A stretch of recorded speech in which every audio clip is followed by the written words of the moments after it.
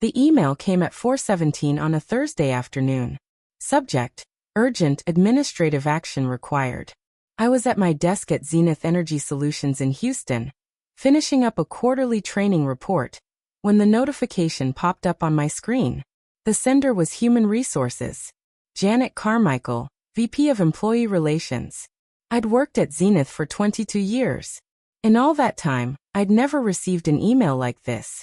My name is Veronica Williams. I'm 58 years old, and until that Thursday in October, I thought my reputation at this company was solid. I'd started as a corporate trainer back in 2003, fresh out of a career transition from teaching high school business classes. Over 2 decades, I'd worked my way up to senior training and development manager. I designed onboarding programs. I created leadership development curricula. I trained every new hire who walked through our doors. People knew me, respected me, trusted me to do my job well and fairly. So when I opened that email, my first thought was, this must be a mistake. Dear Ms. Williams, effective immediately, you are being placed on paid administrative leave pending an investigation into allegations of workplace misconduct.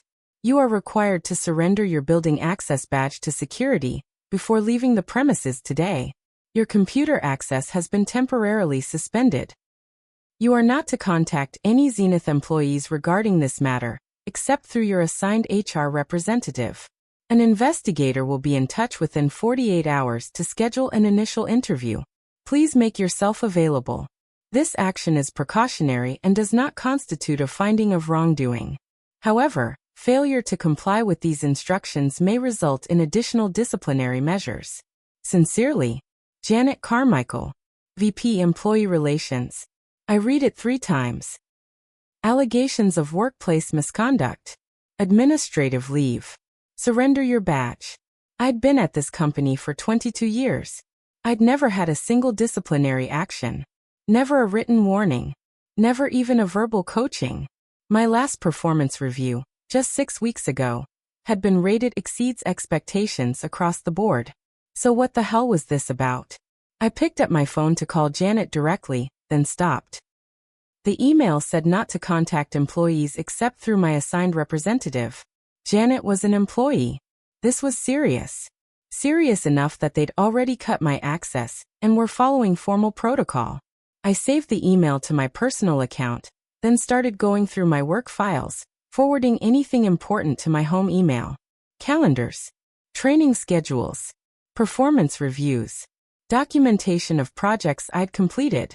If they were investigating me, I needed my own records. 20 minutes later, there was a knock on my office door. 2 security guards I recognized, but didn't know well.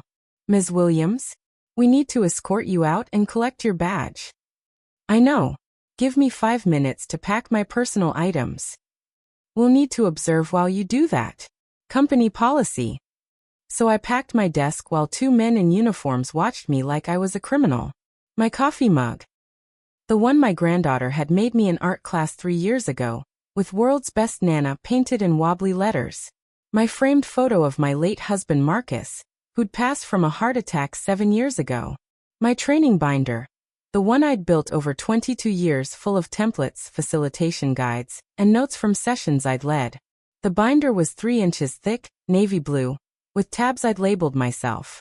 Every section organized. Every resource indexed.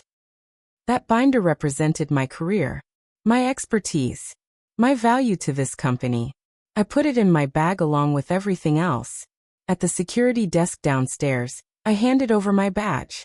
The guard scanned it, deactivated it, and dropped it in a bin. 22 years. Gone in a beep.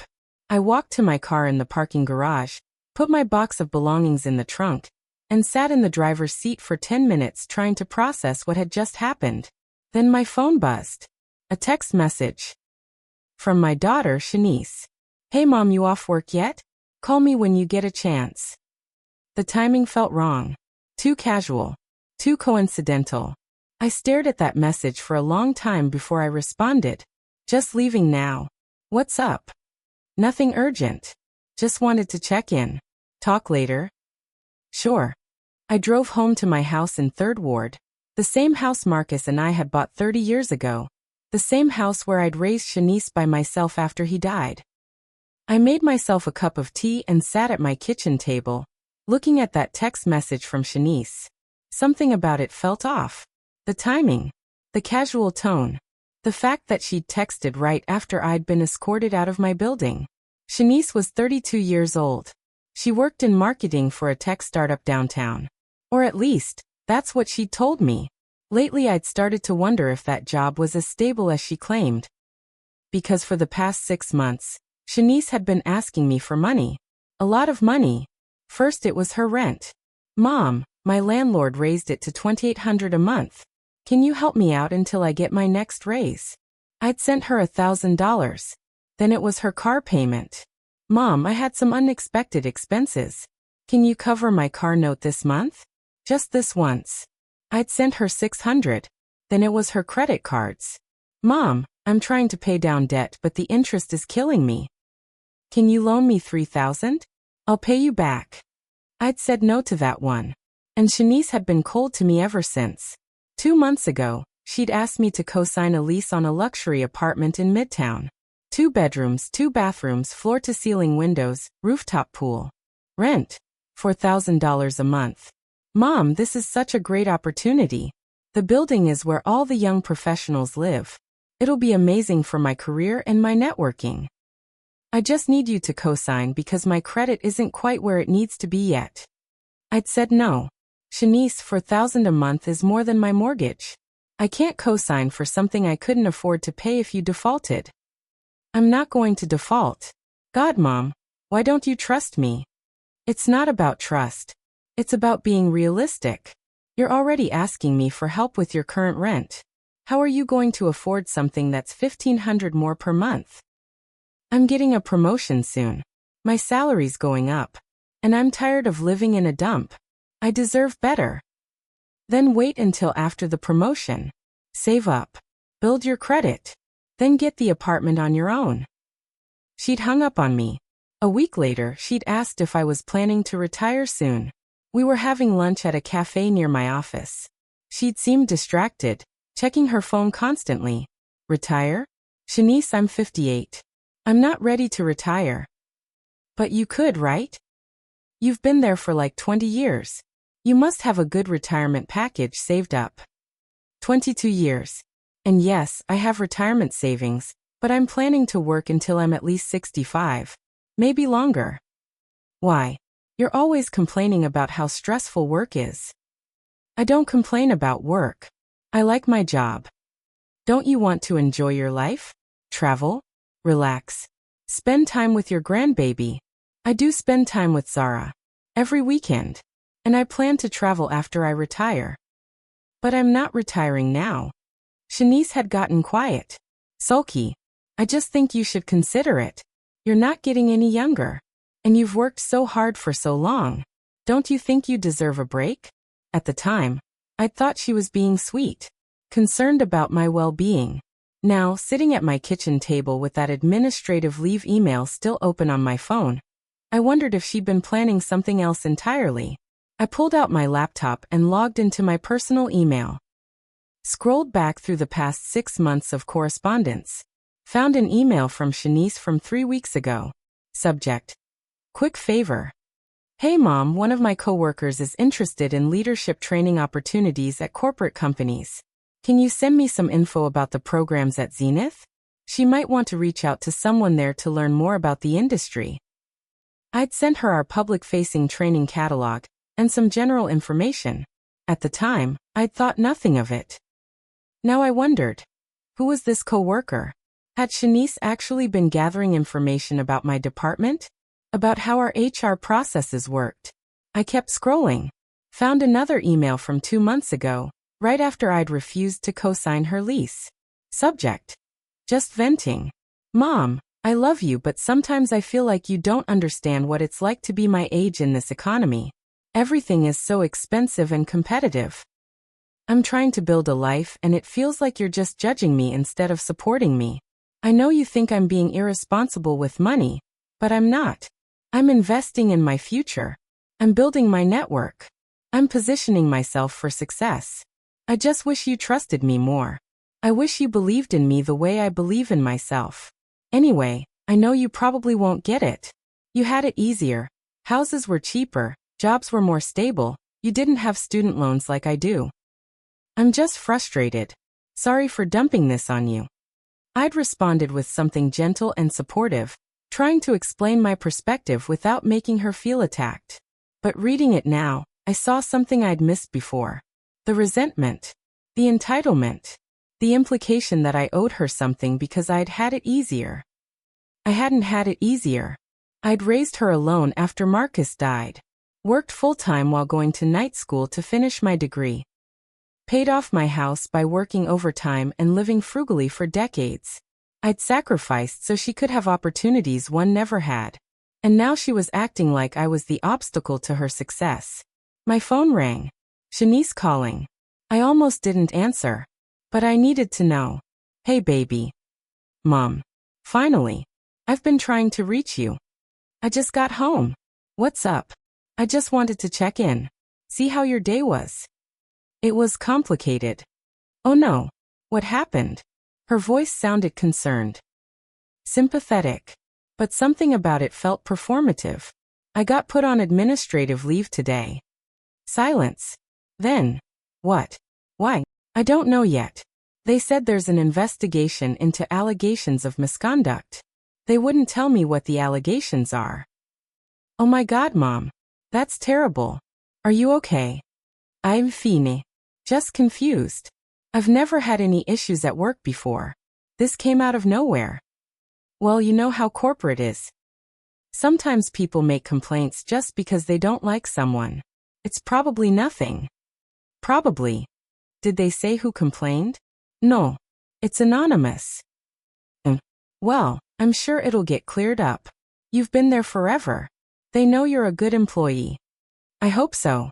In the meantime, at least you get a break, right? Paid leave sounds kind of nice. That comment hit wrong. It's not a vacation, Shanice. It's a disciplinary action. It could affect my career. I know. I'm just trying to look on the bright side. Hey, maybe this is a sign. Maybe it's time to think about that early retirement we talked about. There it was. She'd brought it up again.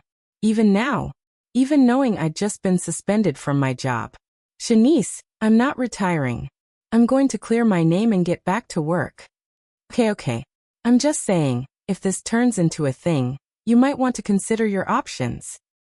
You don't want to spend the next few years fighting with HR when you could just take a package and move on. I'll decide what I want to do after I know what this is about. Sure. Of course. Hey, I gotta run. Meeting in 5. But call me if you need anything, okay? Okay. She hung up. I sat at my kitchen table and stared at my phone. Shanice had known. Maybe not the details. Maybe not exactly what would happen or when. But she'd known something was coming. The too casual text right after I'd been escorted out. The immediate suggestion that I should consider early retirement. The questions about my retirement savings. About when I planned to leave the company. She'd been building toward this. And I was starting to suspect she'd been involved in making it happen. I thought about the past 6 months. The money requests. The resentment when I'd said no. The pressure to co-sign a lease I couldn't afford. Shanice wanted my money. My support. My resources. And when I'd set boundaries, she'd gotten angry. Now suddenly, I was facing an anonymous workplace complaint that could force me out of my job. The timing was too convenient. I opened a new document on my laptop and started writing down everything I could remember. Timeline of Shanice's financial requests. Timeline of my refusals. Timeline of her questions about my retirement. Timeline of her sudden interest in my company's training programs. I didn't have proof yet. But I had patterns. And I knew enough about investigations to know that patterns matter. I pulled out my training binder. The one I'd carried out of the office in my box of belongings. Flipped to the section on workplace investigations. Started reading through the procedures I'd helped develop years ago when I was on the committee that revised our HR policies. Anonymous complaints had to be taken seriously, but they also had to be substantiated. HR couldn't discipline someone based on vague accusations. They needed specifics. Dates. Witnesses. Evidence. If this complaint was built on lies, and I suspected it was, then whoever filed it would have had to provide details. Details that could be checked. And if those details didn't hold up, the investigation would collapse. I just had to be patient. Document everything. Follow the process. And find out who was behind this. I had a pretty strong suspicion. But I needed proof. My phone buzzed again. Another text from Shanice. By the way, I know this is probably bad timing, but I'm still a little short on rent this month.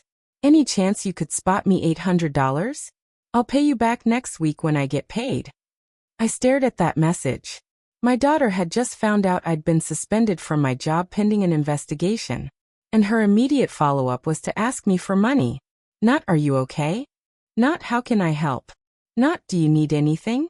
Just, "Can you give me $800? I typed back, "No. I can't help right now." 3 dots appeared. Disappeared. Appeared again. Seriously? Mom, I really need it. I'm on administrative leave, Shanice. I don't know if I'll even have a job next month. I can't be giving out money right now. But you're on paid leave. You're still getting your salary. That's not the point. Whatever. Forget I asked. I put my phone down and looked at my training binder again. The navy blue cover. The tabs I'd labeled by hand. The resources I'd built over 22 years of work. This binder represented my career, my competence, my value, and I wasn't going to let anyone, not even my own daughter, take that away from me. Tomorrow I'd start building my case. Tonight, I'd grieve what I was starting to realize, that my daughter had betrayed me, and that I was going to have to fight back, even if it cost me everything. Now before I tell you how I dismantled this complaint piece by piece, before I show you exactly how I turned my daughter's scheme against her, hit that subscribe button, because what comes next is going to show you why you should never try to outmaneuver a woman who literally wrote the handbook on workplace investigations. And drop a comment. Have you ever been falsely accused at work? Let me know, because this story is for everyone who's ever had to prove their innocence when they'd done nothing wrong. Alright. Now let me tell you about the investigation. The call from HR came exactly 48 hours later, just like the email had promised. Saturday morning at 9:30. I was in my garden, pruning my roses, trying to keep my hands busy so my mind wouldn't spiral. Ms. Williams? This is David Thornton. I'm the investigator assigned to your case. I'd like to schedule a time for us to meet this week to discuss the allegations. What are the allegations? I'd prefer to discuss that in person. Are you available Monday afternoon? I'm on administrative leave. I'm available whenever you need me. Monday at 2 p.m. Can you come to the HR conference room on the 3rd floor? I don't have building access anymore. Right. I'll meet you in the lobby and escort you up. Fine. And Ms. Williams? Please don't discuss this matter with any current Zenith employees. That includes friends or colleagues in other departments. I understand the protocol. I hung up and went back to my roses, but my hands were shaking too much to hold the pruning shears steady. Monday at 2 p.m. 3 days away. 3 days to prepare for a meeting where I didn't even know what I was being accused of. I went inside and pulled out my laptop. Started Googling employment lawyers in Houston. Found one with good reviews who specialized in wrongful termination and workplace discrimination. Her name was Angela Reeves. Her office was in Midtown. I called and left a message explaining my situation. She called back 20 minutes later. Ms. Williams, I got your message. Tell me what's happening. I told her everything. The email. The suspension. The meeting scheduled for Monday. Have they told you what the allegations are? No. The investigator said he'd discuss it in person. That's standard. They don't want you to have time to prepare a defense. But here's what you need to know. In Texas, you have the right to bring a representative to any investigative meeting. I can accompany you. How much do you charge? My retainer is $5,000. But Ms. Williams, before you commit to that, let me give you some free advice. If you used to work in corporate training and you know HR procedures, you might be able to handle this initial meeting on your own. Take detailed notes. Ask for everything in writing. Don't admit to anything. Don't get defensive. Just listen, gather information, and then call me afterward. You're telling me not to hire you? I'm telling you that if this is a simple misunderstanding, you don't need to spend $5,000 yet. But if it turns into something more serious, if they move toward termination or if you suspect discrimination, then yes, hire me immediately. I appreciated her honesty. What should I be looking for? Red flags. Vague accusations with no specific examples. Witness statements that contradict each other or seem coached. Timing that coincides with you exercising a legal right, like taking medical leave or filing a complaint. And most importantly, inconsistencies in the process. If they skip steps or don't follow their own policies, that's a problem. I helped write our investigation policies. I know what they're supposed to do. Then you're already ahead. Document everything. Record the meeting if Texas law allows it. We're a one-party consent state, so you can record without their permission. And trust your instincts. If something feels wrong, it probably is. After we hung up, I spent the rest of the weekend preparing. I pulled out my employee handbook and read through the entire section on workplace investigations and disciplinary procedures. I made a timeline of the past year at work. Every project I'd completed. Every training session I'd facilitated. Every performance review and piece of feedback I'd received. I printed out emails from managers thanking me for my work. Testimonials from employees who'd gone through my training programs. My performance review from 6 weeks ago. I created a binder, not as thick as my training binder, but organized the same way. Tabs. Index. Everything documented. If they were going to accuse me of misconduct, I was going to have receipts showing my competence. Sunday night, I barely slept. Monday morning, I got dressed like I was going to work. Professional suit. Minimal jewelry. Hair neat. If I was going to defend myself, I was going to look like someone who had nothing to hide. At 1:45, I drove to the Zenith building. Parked in the visitor lot since I couldn't use my employee garage access anymore. Walked into the lobby at 1:55. David Thornton was waiting for me.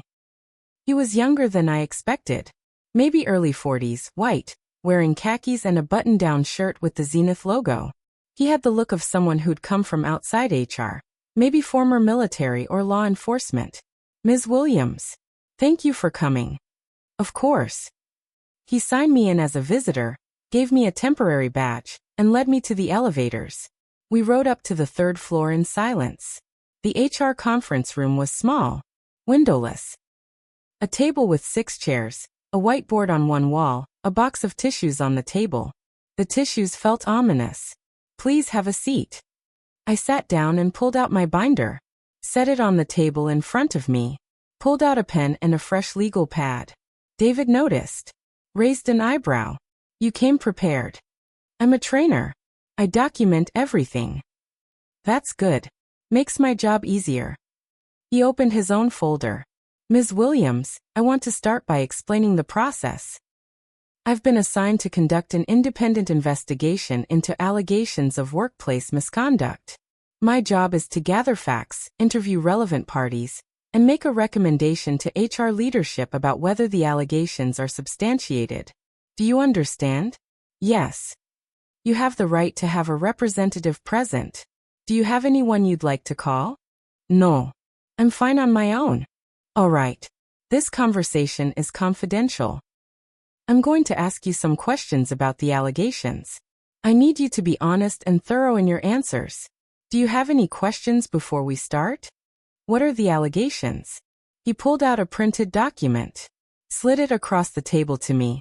This is a summary of the complaint filed against you. I'll give you a moment to read it. I picked up the document. Confidential, employee conduct complaint. Subject: Veronica Williams, Senior Training and Development Manager. Date of complaint: October 12, 2025. Nature of complaint: ethics violation/favoritism/misuse of company resources. Complainant: anonymous. Summary of allegations. 1. Ms. Williams has shown preferential treatment to certain employees in training assignments and development opportunities, while excluding others. 2. Ms. Williams used company time and resources to conduct personal business, including making personal calls during work hours and using company equipment for non-work-related activities. 3. Ms. Williams created a hostile work environment by retaliating against employees who questioned her decisions or raised concerns about her management style. 4. Ms. Williams shared confidential employee information with unauthorized individuals outside of HR. Specific examples and supporting details have been provided by the complainant and will be reviewed during the investigation. I read it twice. Every single allegation was vague. No dates. No names. No specific incidents. Just broad accusations that could mean anything or nothing. I looked up at David. This is it. This is what I'm being investigated for. These are the categories of concern, yes. I'll be asking you about specific incidents as we proceed. And who filed this complaint? The complainant requested anonymity. So I'm supposed to defend myself against accusations from someone I can't confront? From incidents I haven't been told about. I understand your frustration. But anonymous complaints are protected under our policy. Employees need to feel safe reporting concerns without fear of retaliation. Retaliation from what? I haven't done anything wrong. That's what we're here to determine. I took a breath. Forced myself to stay calm. This was exactly what Angela Reeves had warned me about. Vague accusations. No specifics. Anonymous complaints that can't be challenged. All right. Ask your questions. David flipped to a new page in his notes. Let's start with favoritism. The complaint alleges that you show preferential treatment to certain employees in assigning training opportunities and professional development resources. Can you speak to that? I assign training based on role requirements, career development plans, and manager requests. I don't show favoritism. I follow a structured process. Can you describe that process? Each department submits training needs at the beginning of the quarter. Managers identify which employees need which training. I build a schedule based on those requests, balancing availability and budget constraints. Employees don't get to just sign up for whatever they want. It's needs-based. Has anyone ever complained to you about feeling excluded from training opportunities? Not to me directly, no. Would you know if they had complained to someone else? Not unless that person reported it to me or HR. But I've been doing this job for 15 years. If there was a pattern of people feeling excluded, I would have heard about it in my performance reviews. I haven't. David made notes. The complaint also mentions that you've used company time and resources for personal business. Can you address that? I make personal calls occasionally. Everyone does. I don't abuse it. And I don't use company equipment for personal projects. Do you use your work phone for personal calls? Sometimes, yes. If I need to call my daughter during the day or make an appointment. But it's minimal. How often? Maybe once or twice a week. 5 minutes at most. The complaint suggests it's more frequent than that. Then the complaint is wrong. Show me phone records. I'll stand by my statement. David raised an eyebrow. You're comfortable with us reviewing your work phone records? Absolutely. I have nothing to hide. He made another note. Let's talk about the allegation of creating a hostile work environment. The complaint states that you retaliate against employees who question your decisions. Can you speak to that? I don't retaliate. I encourage questions. Part of my job is facilitating discussions and helping people understand why we do things a certain way. If someone disagreed with me, I'd want to hear about it so we could resolve it professionally. Have you ever had conflicts with employees in your department? Define conflict. Disagreements. Tension. Situations where someone felt uncomfortable raising concerns with you. I've had professional disagreements, sure. That's normal. But I've never created an environment where people felt they couldn't speak up. If I had, it would have shown up in my 360 reviews or employee engagement surveys. Has it? I'll be reviewing those as part of the investigation.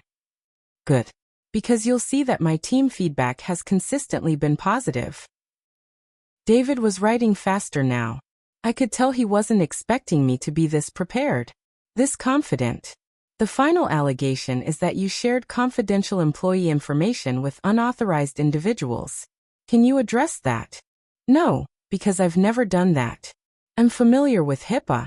I know what's confidential and what's not. I don't share employee information outside of proper channels. Have you ever discussed employees with people outside of HR? In what context? Any context. I discuss training needs with managers. That's my job. But I don't share personal information, medical information, or disciplinary information. That's not my role. What about with family members or friends? There it was. The question that felt like a trap. I don't discuss specific employees with family or friends. I might mention general work challenges in the same way anyone might vent about their day. But I don't share names, details, or confidential information. The complaint suggests you shared information about an employee's performance with someone outside the company. That's false. Who am I supposed to have shared this information with? The complainant didn't specify. Of course they didn't. Because it didn't happen. David closed his folder. Ms. Williams, I appreciate your cooperation. I'm going to interview other employees and review documentation over the next 2 weeks. I'll follow up with you if I have additional questions. Can I get a copy of this complaint summary? I'll email it to you. And can I get a list of the witnesses you'll be interviewing? That's confidential. Even though I'm the subject of the investigation, company policy is to protect witness identities to prevent retaliation. I'm not going to retaliate. I just want to know who's speaking about me. I understand, but I can't provide that information. I stood up and gathered my binder. One more question. This complaint was filed anonymously, but anonymous complaints still have to be credible to move forward, right? You can't just investigate every random accusation without any corroboration. Correct. So what corroboration exists for these allegations? That's what I'm investigating. But something made HR decide these allegations were credible enough to suspend me. What was it? David hesitated. The complainant provided what appeared to be specific examples and supporting details. Those details are what triggered the investigation. Can I see those details? Not at this stage. When can I see them? If the investigation proceeds to a corrective action meeting, you'll be provided with the findings and evidence at that time. So I have to wait 2 weeks to find out what I'm actually being accused of. I'm sorry, Ms. Williams. I know it's frustrating, but that's the process. I left the building feeling like I'd just been in a fight with my hands tied behind my back. Anonymous complaint. Vague allegations. No specifics I could actually defend against. And 2 weeks of waiting while they investigated. I sat in my car in the visitor lot and called Angela Reeves. How did it go? I told her everything. They're following procedure, she said. Which is good and bad. Good because it means they're taking it seriously enough to do it right. Bad because it means this isn't going away quickly. What do I do now? You wait. But while you wait, you build your own case. Get copies of every performance review, every piece of positive feedback, every email that shows you doing your job correctly. If they're going to claim favoritism, you need to show your process was fair. If they're going to claim you misused resources, you need records showing you didn't. Anticipate every accusation and build evidence against it. I'm already doing that. Good. And Veronica? Start thinking about who might have filed this complaint.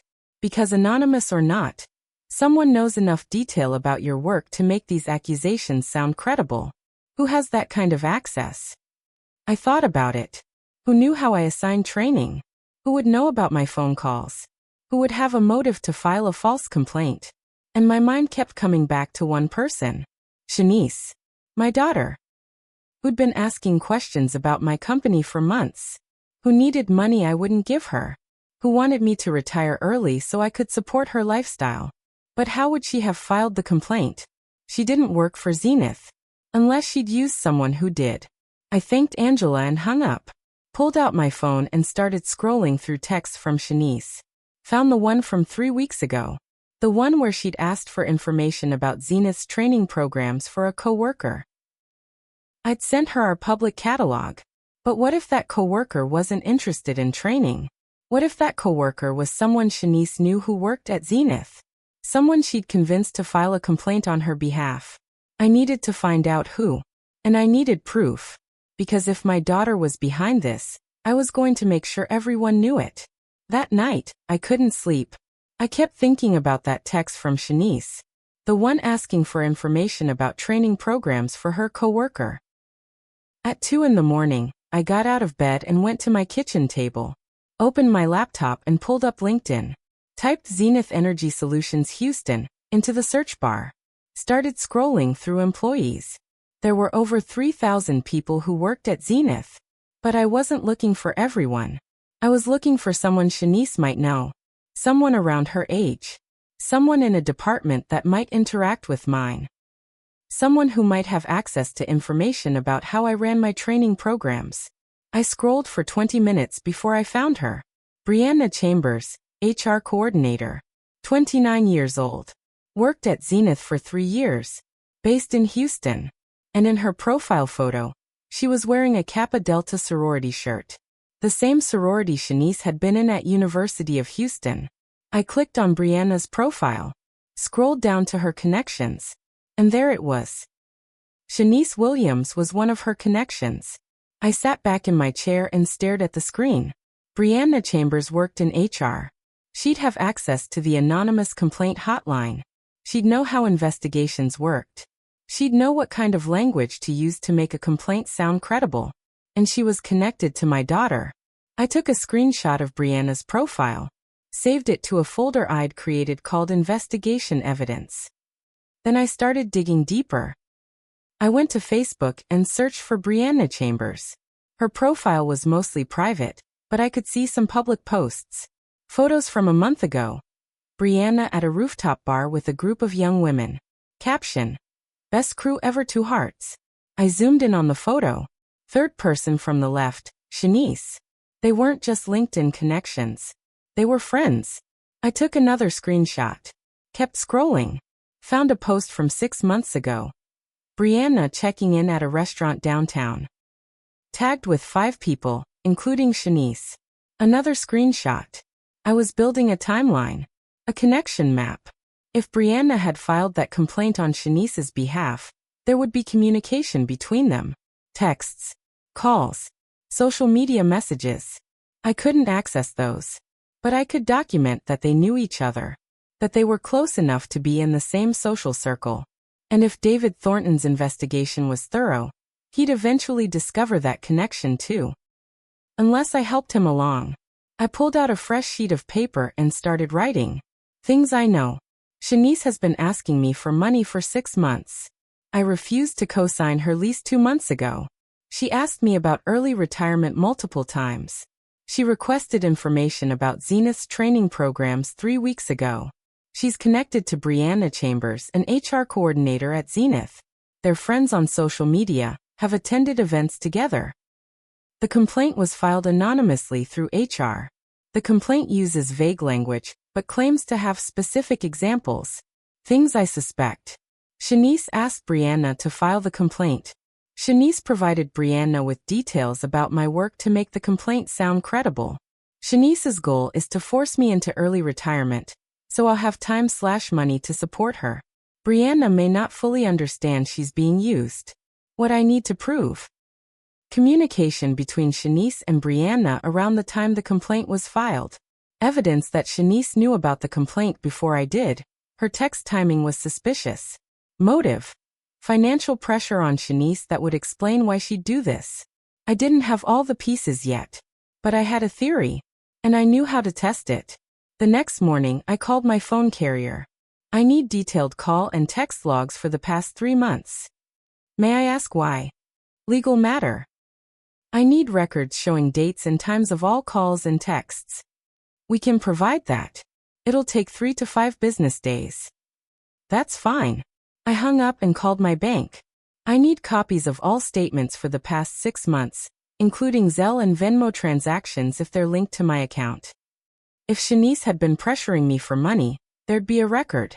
And if she'd been paying Brianna for help, or if there were any other suspicious transactions, those might show up too.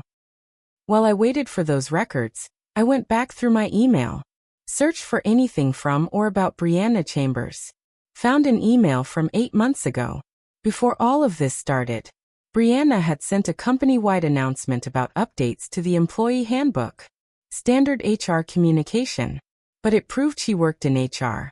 And it gave me her work email address. I kept searching.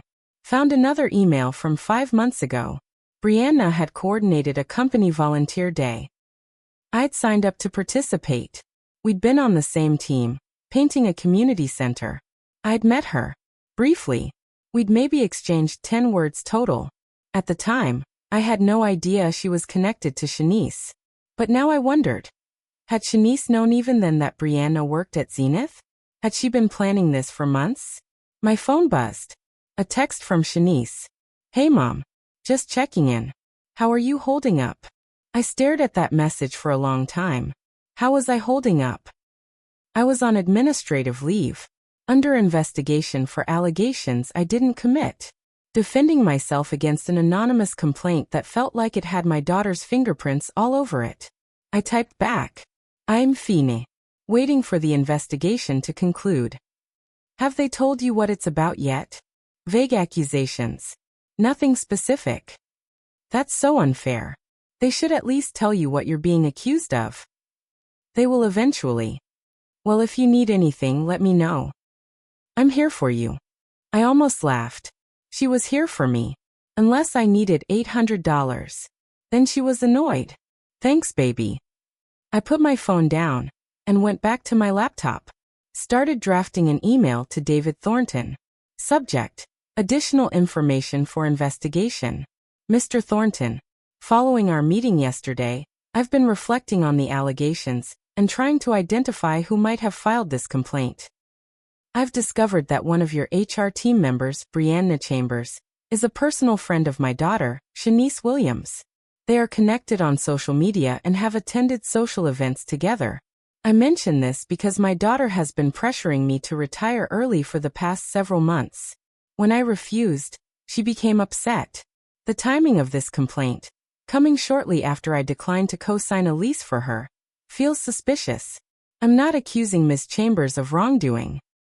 But I believe it's relevant to your investigation that there is a personal connection between someone in your department and my family member who would benefit from my early exit from the company. I have documentation of this connection if needed. Respectfully, Veronica Williams. I read it 3 times before hitting send. It was a risk. If I was wrong, I'd look paranoid and defensive. But if I was right, I was planting a seed that David would have to follow up on. And if he was a good investigator, he'd find the same connections I'd found. 3 days later, David called me. Ms. Williams, I received your email. I need to ask you some follow-up questions. Can you come in tomorrow at 10 a.m.? Of course. And I'd like you to bring any documentation you mentioned regarding the connection between your daughter and Ms. Chambers. I'll have it ready. I printed everything. Screenshots of their social media connections. Photos of them together. Timeline of Shanice's financial requests and my refusals. When I arrived at Zenith the next morning, David met me in the lobby with a different expression than last time. Less neutral. More focused. We went up to the same conference room. This time there was someone else there. Janet Carmichael, VP of Employee Relations. The woman who'd signed my administrative leave notice. Ms. Williams, thank you for coming. Please sit. I sat down and placed my folder on the table. Janet spoke first. We've been conducting our investigation, and some new information has come to light. We need to clarify a few things. David opened his folder. Ms. Williams, you mentioned in your email that Brianna Chambers is friends with your daughter. Can you walk me through how you discovered this? I pulled out my printouts. I searched LinkedIn for Zenith employees who might know my daughter. I found Brianna. They're connected on LinkedIn, Facebook, and Instagram. They attended the same sorority at University of Houston. And they've been photographed together at social events as recently as last month. I slid the photos across the table. Janet and David looked at them carefully. Have you ever mentioned Miss Chambers to your daughter? Janet asked. Not by name. I didn't know they knew each other until after I was placed on leave. But you said in your previous email that your daughter asked you for information about Zenith's training programs. What did she want that information for? She said a coworker was interested in corporate training opportunities. I sent her our public catalog. That was 3 weeks ago, right before this complaint was filed. David and Janet exchanged a look. Ms. Williams, David said carefully, I need to ask you something directly. Do you believe your daughter asked Ms. Chambers to file this complaint? I think it's possible. My daughter has been pressuring me to retire early for months. She wants financial support I can't give her. When I refused to co-sign a lease for an apartment she can't afford, she became angry. A few weeks later, I'm under investigation for anonymous allegations that could force me out of my job. The timing is suspicious. Do you have any proof of communication between your daughter and Ms. Chambers specifically about this complaint? No. But I've requested my phone records and bank records to document the financial pressure my daughter's been putting on me. That establishes motive. Janet leaned forward. Veronica, I want to be very clear about something. If we discover that this complaint was filed in bad faith, if someone used our HR system to pursue a personal agenda, that person will face serious consequences. But I need you to be certain before we pursue this angle. Are you certain? I met her eyes. I'm not certain. But I know my daughter. And I know this doesn't feel random. David closed his folder. Ms. Williams, I'm going to need to expand the scope of this investigation. I'll need to interview Ms. Chambers. And I may need to interview your daughter. My daughter doesn't work here. I understand. But if she's connected to the complaint, we need to talk to her. She's not going to admit it. Maybe not. But if there's communication between her and Ms. Chambers about you or about this complaint, I'll find it. I left that meeting feeling like something had shifted. David was taking this seriously. And if he found what I suspected he'd find, this whole thing was about to blow up in Shanice's face. That evening, Shanice called me. Mom, we need to talk. About what? Can I come over? Now? Yeah. I'm already in the car. She showed up 20 minutes later. Came into my house without knocking, the way she always did. But this time her face was tight. Worried.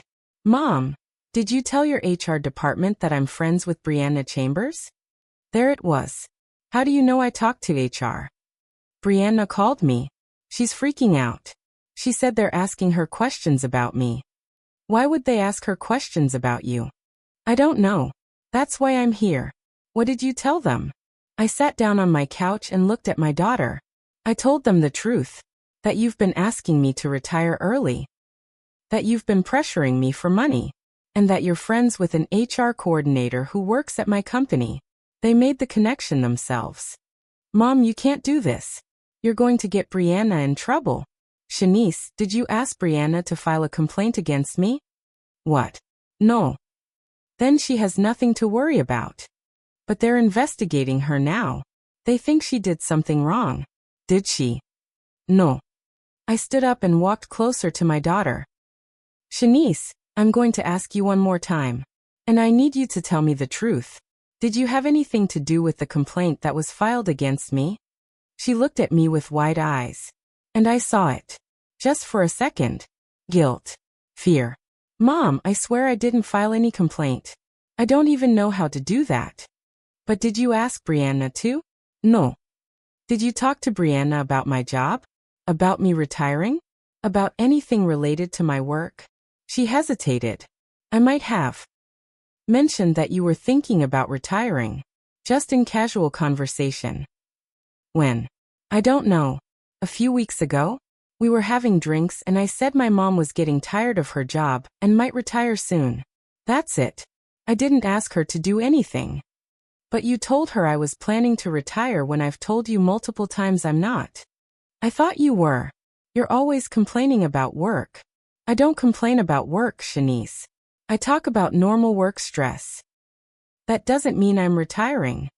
Well, maybe you should. Maybe this is a sign. A sign? Shanice, I'm under investigation for allegations that could destroy my career. This isn't a sign, it's a disaster. But if you just took early retirement, you wouldn't have to deal with it. You could take a package and move on, and we could. She stopped herself. We could what? I asked quietly. Nothing. We could what, Shanice? I just meant you could relax. Stop working so hard. Or you could have access to my retirement money. Is that what you meant? Mom, that's not fair. Isn't it?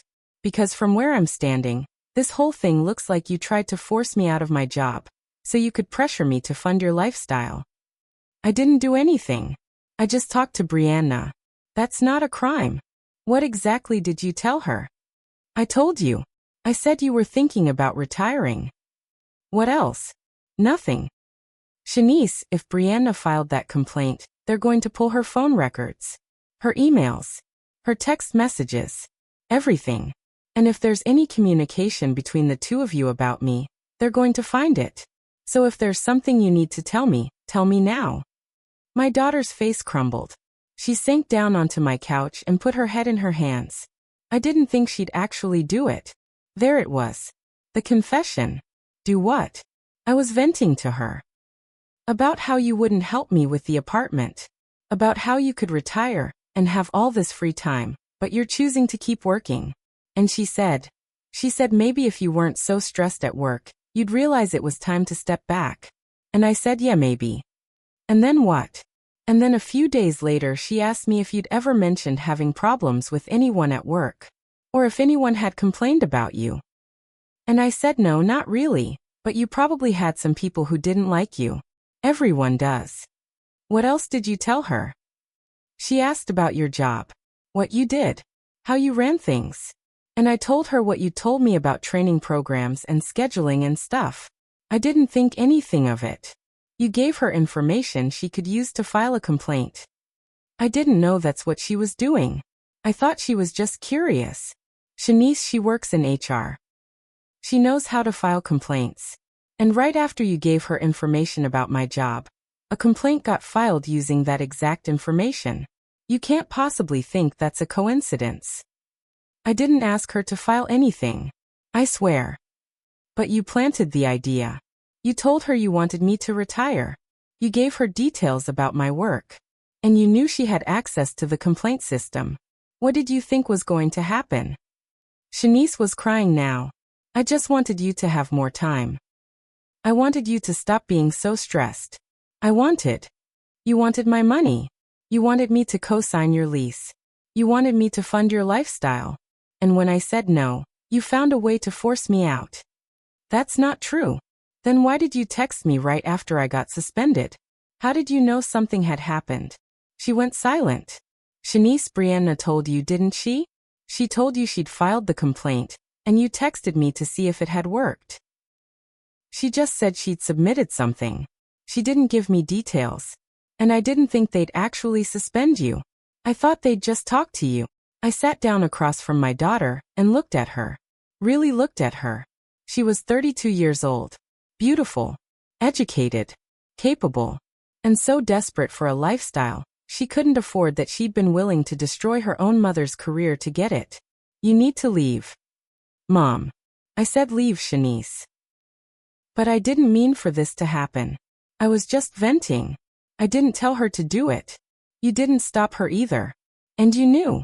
You knew what she'd done and you didn't warn me. You just texted me asking how I was doing while you waited to see if your plan would work. It wasn't a plan.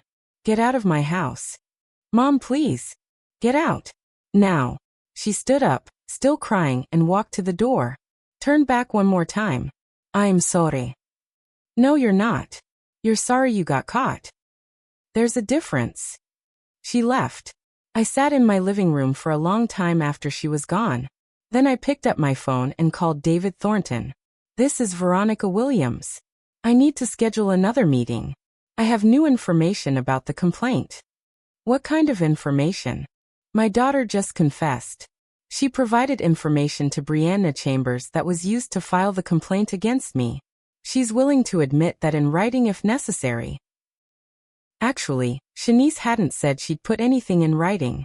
But I knew how to pressure her. And I was done playing nice. Ms. Williams, that's a serious allegation. If it's true, both your daughter and Ms. Chambers could face legal consequences. I know. And I want them both held accountable. Even your daughter? Especially my daughter.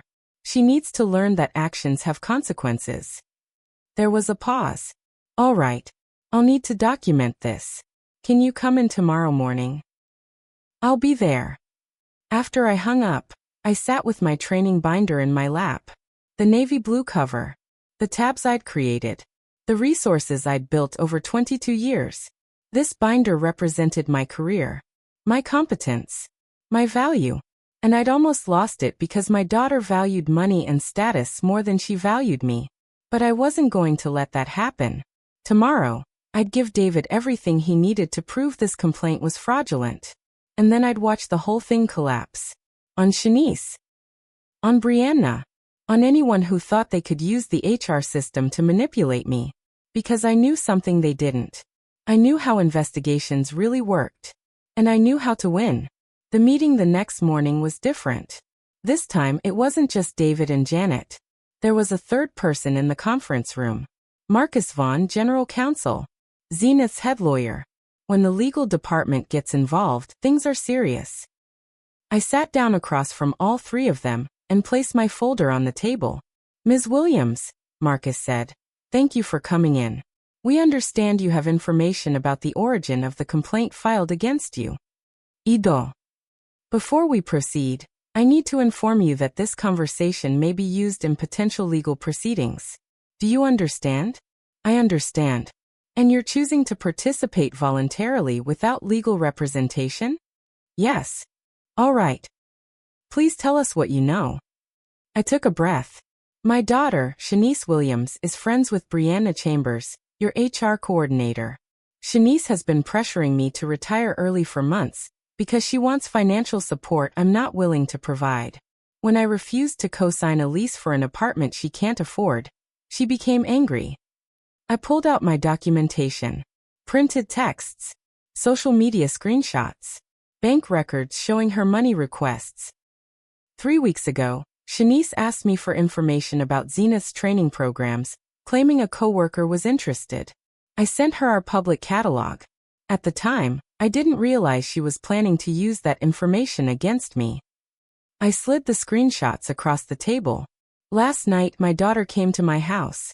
She was upset because Brianna had called her saying HR was asking questions. During our conversation, Shanice admitted that she'd been venting to Brianna about wanting me to retire.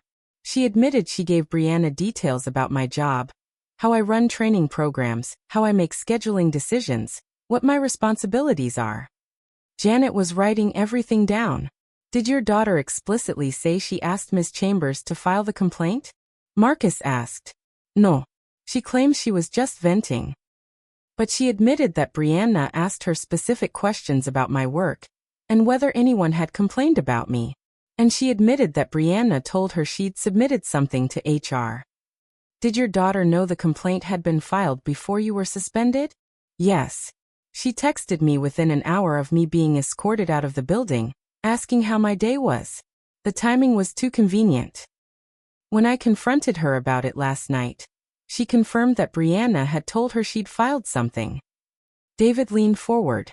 Ms. Williams, I need to be very direct with you. What you're describing is conspiracy to file a false complaint. If proven, your daughter could face legal consequences even though she doesn't work here. And Ms. Chambers could face termination and potential criminal charges. Are you prepared for that? I looked him in the eye. My daughter tried to destroy my career because I wouldn't fund her lifestyle. She used a friend in your HR department to file false allegations that could have ended my employment, ruined my reputation, and cost me my retirement. Yes, I'm prepared for her to face consequences. Even if those consequences include criminal prosecution? Especially if they include that. She needs to learn that you can't manipulate systems and hurt people without accountability. Marcus made a note. MS. Williams, we're going to need to interview your daughter formally. Can you provide her contact information? I wrote down Shanice's phone number and email. One more thing, I said. I recorded last night's conversation on my phone. It's legal in Texas, one-party consent. You can hear her admit everything. I pulled out my phone and played the audio. Shanice's voice clear and guilty. I didn't think she'd actually do it. I was venting to her. She asked me if you'd ever mentioned having problems with anyone at work. She asked about your job, what you did, how you ran things. And I told her what you told me about training programs and scheduling and stuff. The room was silent as the recording played. When it finished, Marcus sat back in his chair. Ms. Williams, this is extremely helpful. Thank you for your cooperation. What happens now? Now we interview Ms. Chambers and your daughter. We'll pull communication records. Texts, emails, calls. We'll determine the full extent of their involvement. And then we'll make a determination about next steps. What about my administrative leave? That remains in place until the investigation concludes. But Ms. Williams, I want you to know, based on what we've learned, it's becoming increasingly clear that the original allegations against you are not credible. Janet nodded. Veronica, I owe you an apology. We should have caught the connection between Ms. Chambers and your family earlier. That's a failure on our part. You followed protocol. I don't blame you for that. Still, this shouldn't have gotten this far.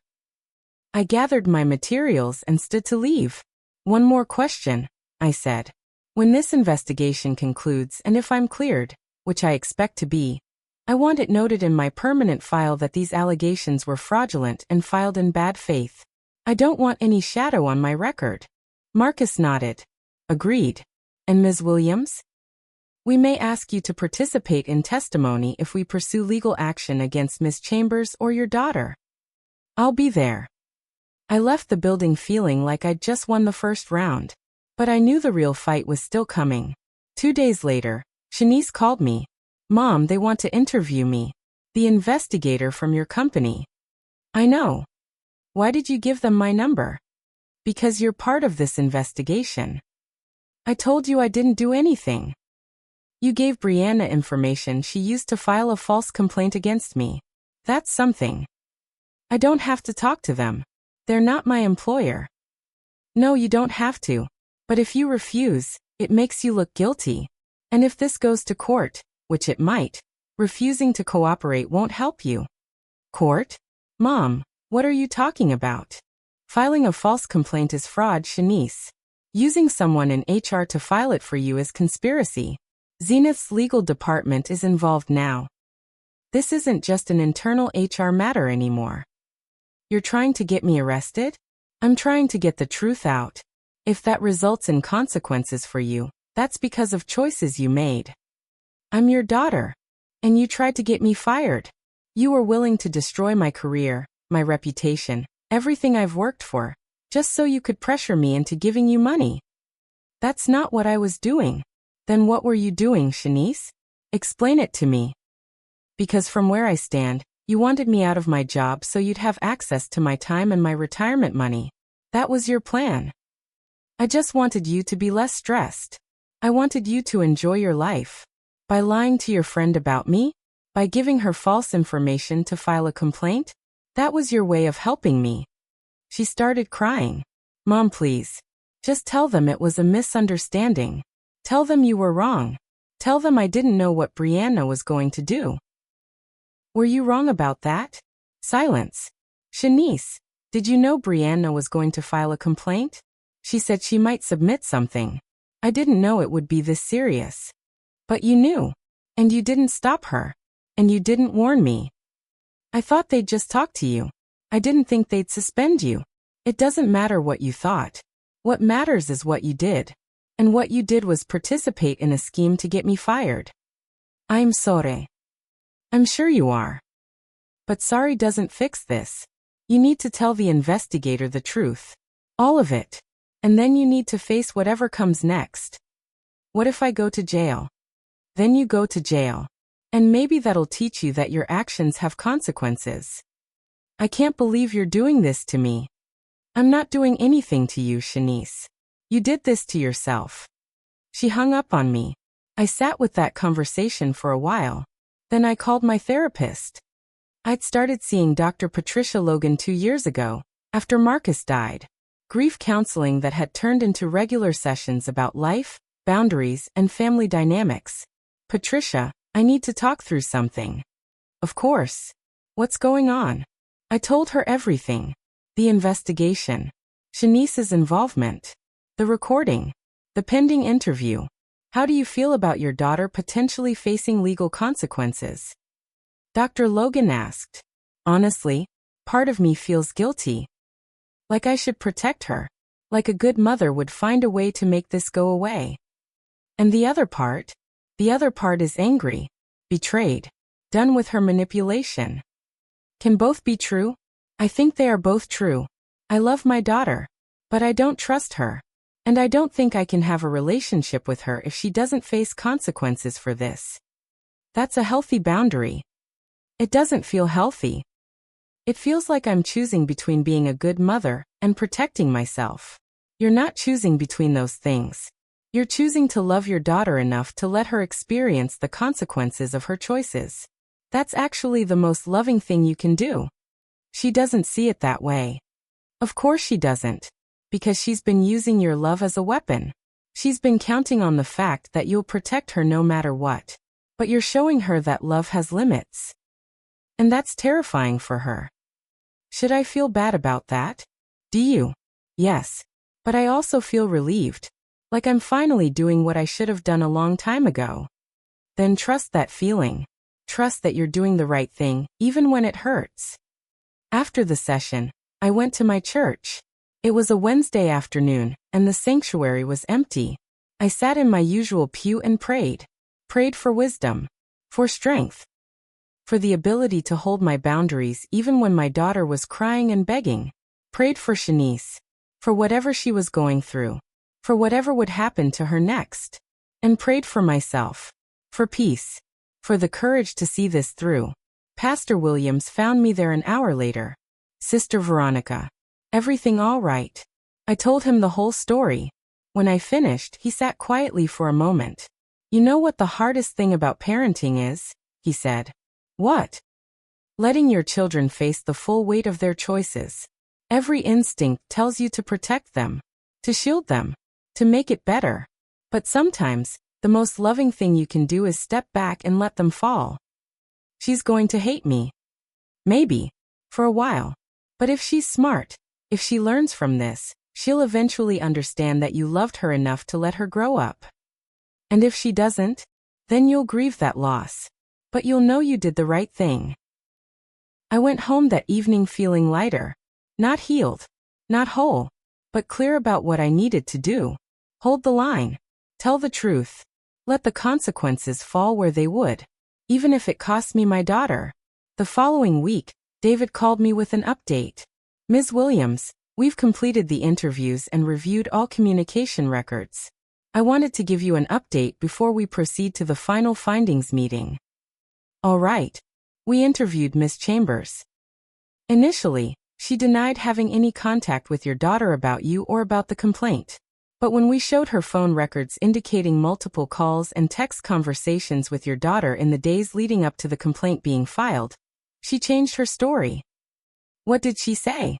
She admitted that your daughter had asked her questions about how HR investigations work. And she admitted that your daughter expressed frustration about you refusing to retire or help her financially. Ms. Chambers claims she filed the complaint on her own, without your daughter's direct request. But the text records suggest otherwise. What did the text say? There are several messages where your daughter asks Ms. Chambers things like, if someone at work was being difficult, how would you handle that? And can people file complaints anonymously at your company? And then, 2 days before the complaint was filed, your daughter sent a text saying, I really appreciate you looking out for me. You're a good friend. That sounds like she knew what Brianna was planning to do. It does. And when we interviewed your daughter, she confirmed that she discussed your job with Ms. Chambers, and that she'd vented about wanting you to retire. She claims she didn't explicitly ask Ms. Chambers to file a complaint, but she acknowledged that she may have given Brianna the impression that she wanted something done. So they're both admitting it. To varying degrees, yes. Ms. Chambers is trying to take full responsibility, claiming your daughter had no knowledge of the complaint. But the text records contradict that. And your daughter's own recorded admission contradicts it. What happens now? Ms. Chambers is being terminated for misuse of her HR position and filing a fraudulent complaint. She'll also be reported to the Society for Human Resource Management, which may affect her ability to work in HR elsewhere. As for your daughter, that's more complicated. She doesn't work here, so we can't discipline her directly. But we're referring the matter to our legal team to determine if we want to pursue civil or criminal charges. What would those charges be? Conspiracy to commit fraud. Potentially filing a false report. It depends on how aggressive Zenith wants to be about protecting the integrity of our reporting systems. And the allegations against me? Completely unsubstantiated. Every claim in the complaint has been reviewed and found to be either false or based on misrepresented information. Your administrative leave will be lifted effective immediately. You'll be reinstated to your position with full back pay for the time you were out. And we'll be adding a note to your file indicating that these allegations were fraudulent and filed in bad faith. I felt something release in my chest that I didn't know I'd been holding. When can I come back to work? Monday if you're ready. I'm ready. There's one more thing. We'd like to offer you an expanded role. Senior Director of Training and Development. It's a promotion. Higher salary, more autonomy, and you'd report directly to the VP of HR instead of the department manager.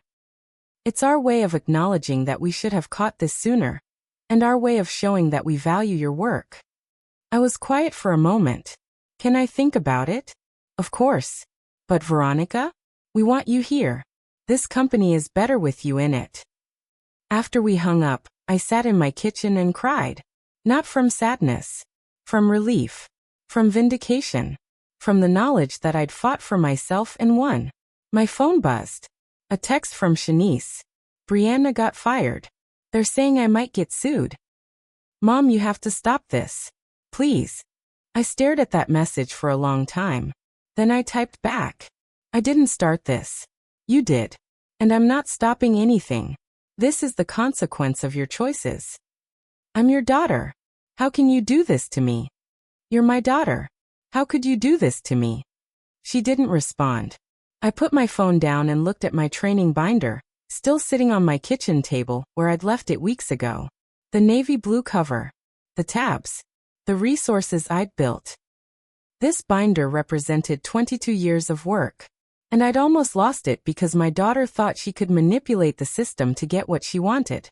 But she'd underestimated me. She'd forgotten that I knew the system better than she did. And now she was about to learn what happens when you try to destroy someone who knows how to fight back. The final findings meeting was scheduled for 2 weeks later. Not for me. For Brianna Chambers. But I was invited to attend as a witness. The meeting was in the same HR conference room where I'd been interrogated weeks earlier. But this time, I wasn't the one being investigated. I arrived 10 minutes early. David Thornton was already there, along with Janet Carmichael, Marcus Vaughn, and 2 other people I didn't recognize, likely witnesses or additional HR staff. At exactly 2 o'clock, Brianna walked in. She looked terrible, like she hadn't slept in days. Her eyes were red and puffy. She sat down across from the panel, her hands shaking. Janet spoke first. Miss Chambers, thank you for coming. This is the final findings meeting regarding your involvement in the fraudulent complaint filed against Veronica Williams. You have the right to have a representative present. Do you have anyone you'd like to call? No, Brianna said quietly. All right. Mr. Thornton will present the findings of his investigation, and then you'll have an opportunity to respond. Do you understand? Yes. David opened his folder. Ms. Chambers, over the past 3 weeks, I've conducted a comprehensive investigation into the complaint filed against Ms. Williams on October 12th. During that investigation, I discovered the following facts. He pulled out a printed document and began reading. On September 28th, you received a text message from Shanice Williams asking, if someone at work was being difficult, how would you handle that?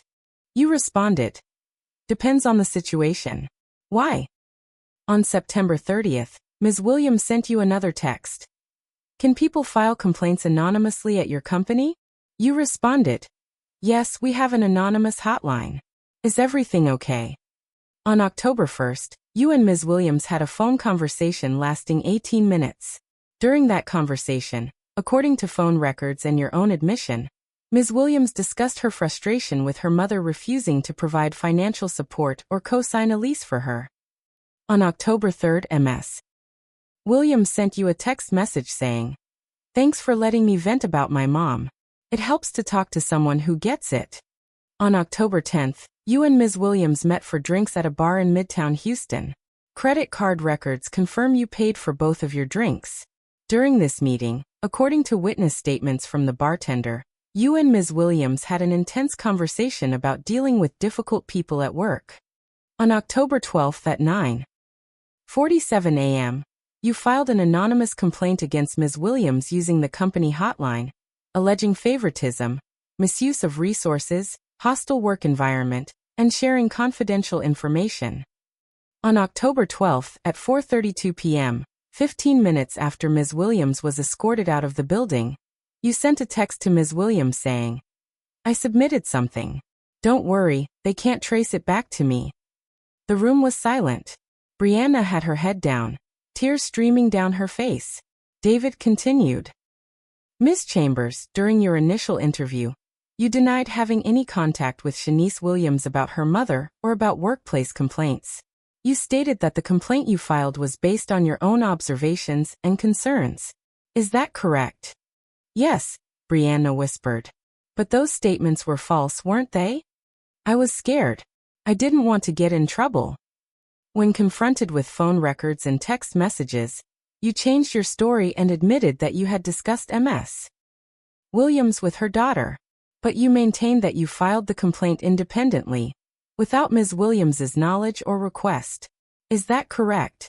Yes. But the text message you sent after filing the complaint, I submitted something, suggests that Ms. Williams knew what you were planning to do, doesn't it? Brianna didn't answer. Ms. Chambers, I'm going to ask you directly. Did Shanice Williams ask you to file this complaint? Brianna was crying openly now. She didn't use those words. She kept talking about how stressed her mom was. How her mom was working too hard. How her mom should retire but wouldn't. And she asked me how complaints work. And I knew what she wanted. I knew she wanted me to do something. But you filed the complaint anyway. I thought I was helping. Shanice is my friend. She was struggling financially and her mom wouldn't help her. I thought if her mom got pushed into early retirement, Shanice would be okay. So you filed a false complaint to help your friend manipulate her mother into retiring. I didn't think of it like that. How did you think of it? I thought I was helping Shanice. She was drowning. She needed her mom to step up and be there for her. Janet leaned forward. Ms. Chambers, did it occur to you that filing a false complaint against a senior employee, using your position in HR to do so, was a betrayal of your professional responsibilities and a misuse of company resources? I wasn't thinking about that. I was just thinking about helping my friend. Did it occur to you that you were potentially destroying an innocent woman's career? Brianna looked up at me for the first time since the meeting started. Ms. Williams, I'm so sorry. I didn't think it would go this far. I thought they'd just talk to you and maybe you'd decide to retire on your own. I didn't think they'd suspend you. I looked at her calmly. What did you think was going to happen when you filed allegations of ethics violations and hostile work environment? Did you think they'd just have a casual conversation with me? I don't know. I wasn't thinking. No, you weren't. You were helping your friend manipulate her mother. And you were willing to lie and risk my career to do it. Marcus Vaughn spoke up. Ms. Chambers, based on the findings of this investigation, Zenith Energy Solutions is terminating your employment effective immediately. You will receive 2 weeks of severance pay as outlined in your employment agreement, but you will not be eligible for rehire. Additionally, we will be reporting this incident to the Society for Human Resource Management, which may impact your ability to obtain HR employment elsewhere. Brianna started sobbing. I made a mistake. I'm sorry.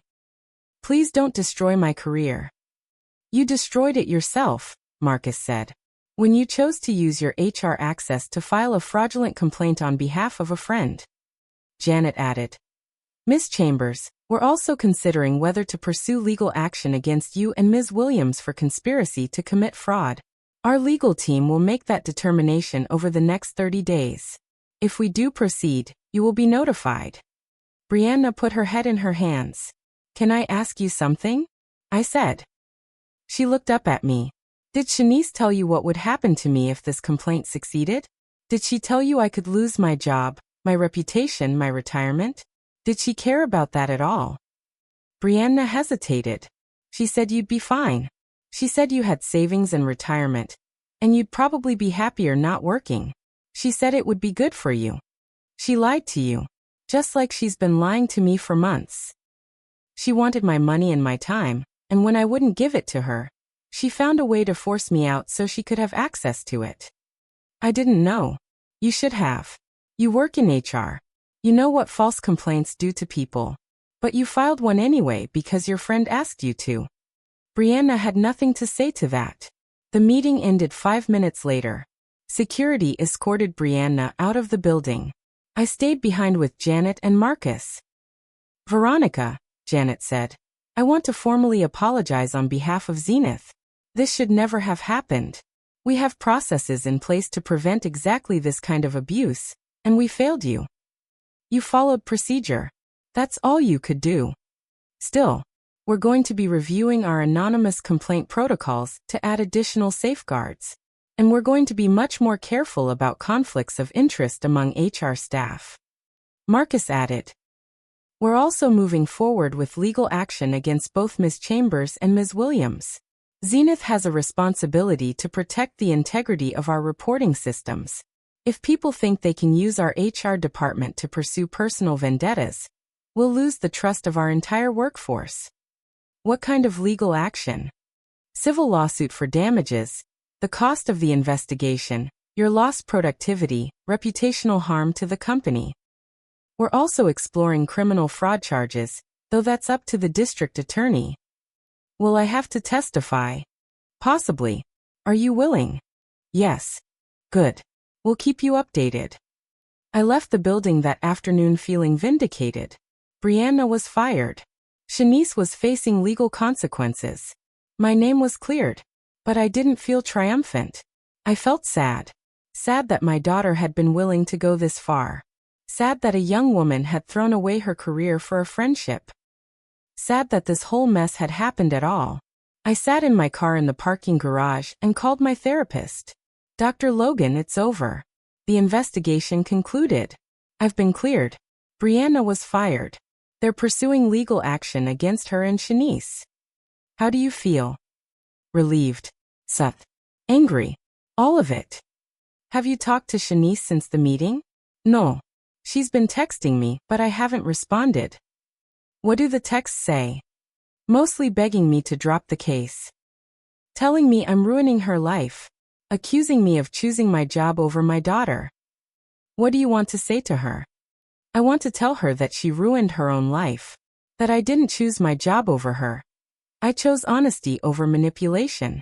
But I also want to tell her I love her, and I'm sorry it came to this. Can both be true? I think they are both true. Then maybe that's what you tell her. When you're ready. That night, I sat at my kitchen table and wrote Shanice a letter. Not an email. Not a text.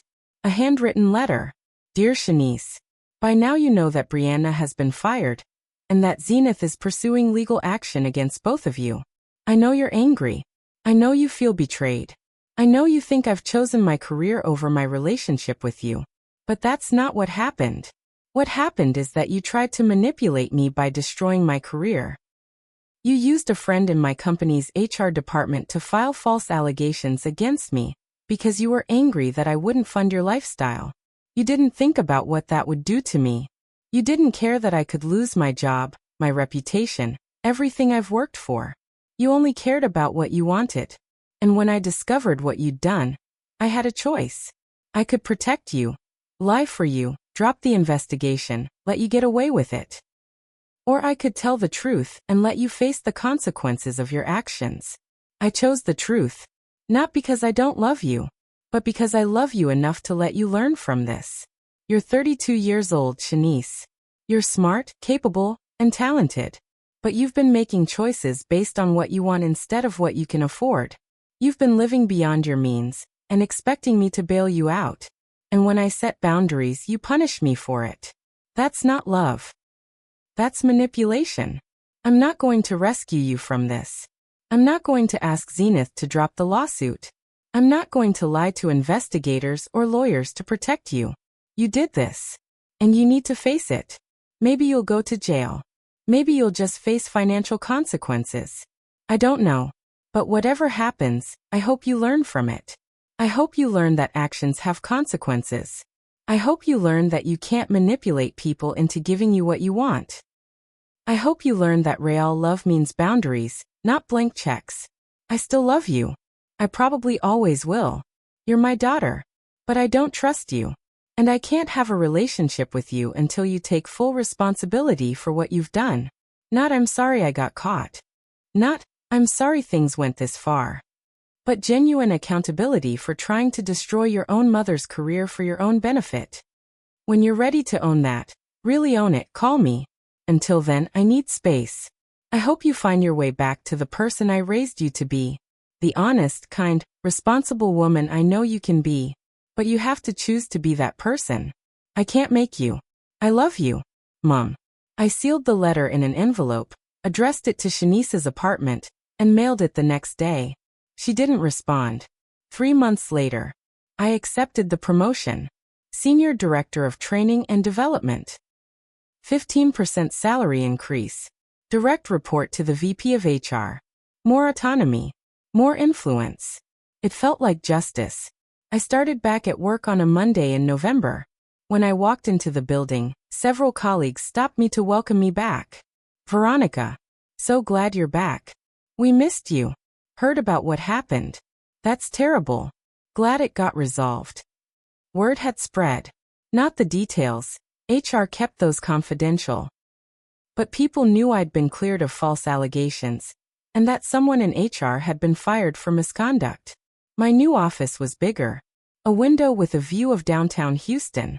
A door I could close. On my first day back, Janet Carmichael stopped by.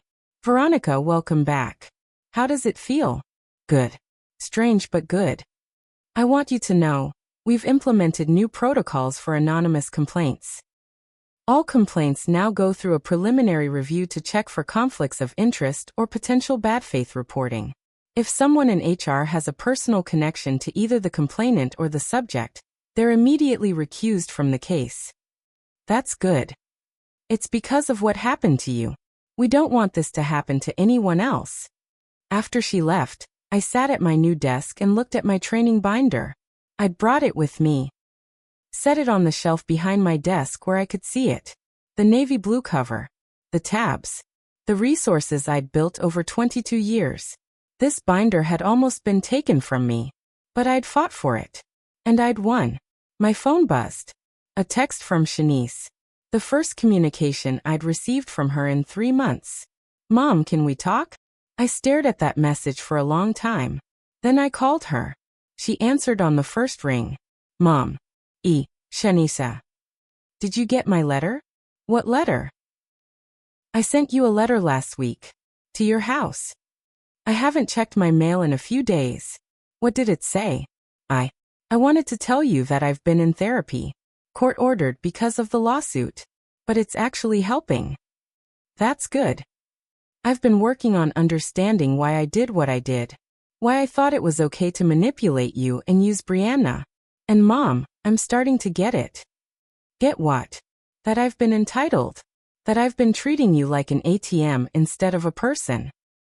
That I convinced myself I deserved things I hadn't earned. I didn't say anything. The lawsuit is still ongoing. Zenith is asking for $150,000 in damages. I don't have that kind of money. My lawyer says I'll probably have to declare bankruptcy. I'm sorry to hear that. Are you? I'm sorry you're going through it. I'm not sorry you're facing consequences. I know.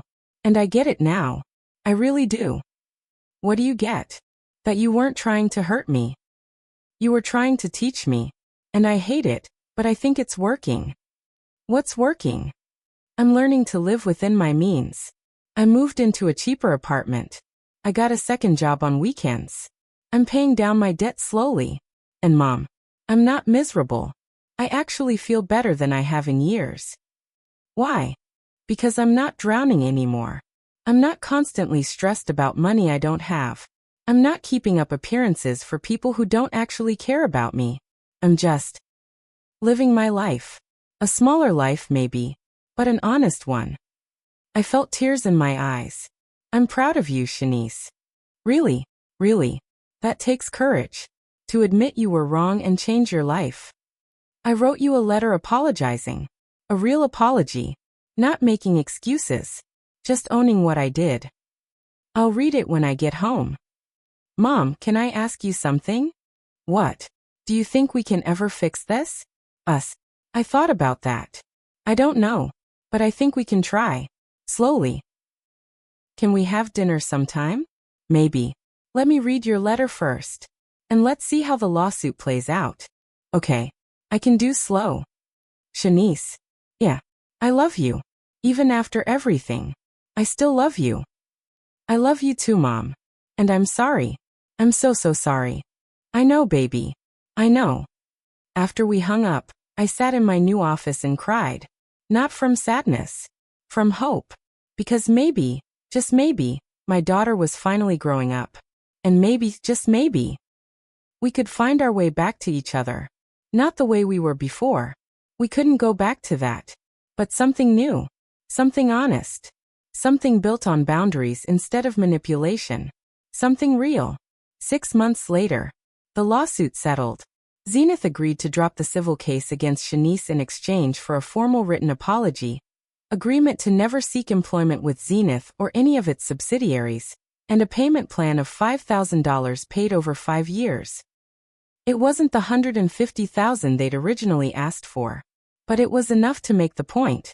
Brianna settled separately for $10,000, and a signed agreement acknowledging her professional misconduct. Neither faced criminal charges. The district attorney decided the civil settlement was sufficient punishment. Shanice sent me a copy of her apology letter to Zenith. It was honest, detailed, accountable. She admitted she'd pressured Brianna to file the complaint. She admitted she'd wanted to force me into early retirement so she could access my money and time. She admitted she'd been entitled and manipulative. And she apologized, not just for getting caught, but for doing it in the first place. I called her after I read it. That was a good letter. You think? Ido. It was honest. My therapist helped me write it. She said I needed to own it completely. No excuses. She's right. Mom, can we have dinner now? I've been making payments. I've been in therapy. I've been doing everything I said I'd do. Okay. Dinner. But just the two of us. No talk about money. No favors. Just dinner. Deal. We met at a restaurant near my house. Nothing fancy. A neighborhood place with good food and reasonable prices. Shanice looked different. Healthier. Less stressed. You look good, I said. Thanks. I feel good. Better than I have in years. How's work? Good actually. I got promoted at my marketing job. And I quit my weekend job because I don't need it anymore. I'm living within my means now. I'm proud of you. It's weird. I have less money than I used to, but I'm happier. I'm not constantly stressed about keeping up appearances. That's growth. We talked for 2 hours. About her therapy. About my new role at Zenith. About life. It felt normal. Easy. Like we were rebuilding something. At the end of the night, as we were leaving, Shanice hugged me. Thank you, Mom. For what? For not giving up on me. For holding me accountable even when it hurt. For loving me enough to let me fail, so I could learn. I held my daughter and cried. I'll always love you, baby. But I won't always rescue you. That's the difference. I know. And I'm grateful for it. Even though it sucked. The best lessons usually do. Present day. I'm 59 now. Shanice is 33. We have dinner once a month. Sometimes twice. She's been making her settlement payments on time. 24 payments down. 36 to go. She's still in therapy. Still working on herself. Still learning to live honestly. We don't talk about the lawsuit much anymore. We've moved past it. But we haven't forgotten it. It's part of our story now. The thing that broke us and then rebuilt us into something stronger. Last week, Shanice called me with news. Mom, I got accepted to a graduate program. For my MBA. That's wonderful. It's part-time, so I can keep working. And I got a partial scholarship. I'll have to take out some loans, but I can manage it. I'm so proud of you. I'm proud of me too. And Mom, I'm doing this on my own. I'm not asking you to co-sign or help with tuition. I'm handling it myself. That's growth, baby. I learned from the best. After we hung up, I sat on my porch with my training binder in my lap. I'd brought it home from work that day, planning to update some resources. But instead, I just held it and thought about everything that had happened. 2 years ago, my daughter tried to destroy my career.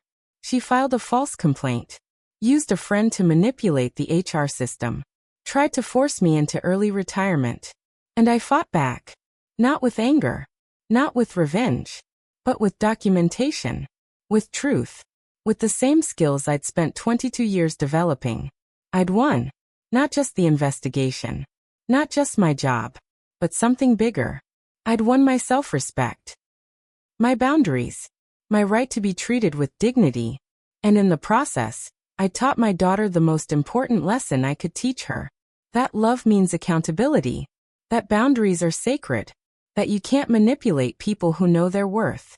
I opened my binder to the section on workplace investigations, the section I'd helped write years ago, the section that had saved my career. And I added a new page, a note to myself. When someone tries to destroy you using systems you understand better than they do, the best revenge is letting those systems work exactly as designed. Document everything. Tell the truth. Trust the process. And never underestimate a woman who knows how to fight back. I closed the binder and looked out at my garden. The roses I'd pruned 2 years ago when this whole nightmare started were blooming again. Full. Healthy. Beautiful. Just like me. Just like Shanice, slowly but surely. We'd both been pruned. Cut back. Forced to grow in new directions. But we were blooming. And that was worth every painful moment it took to get here.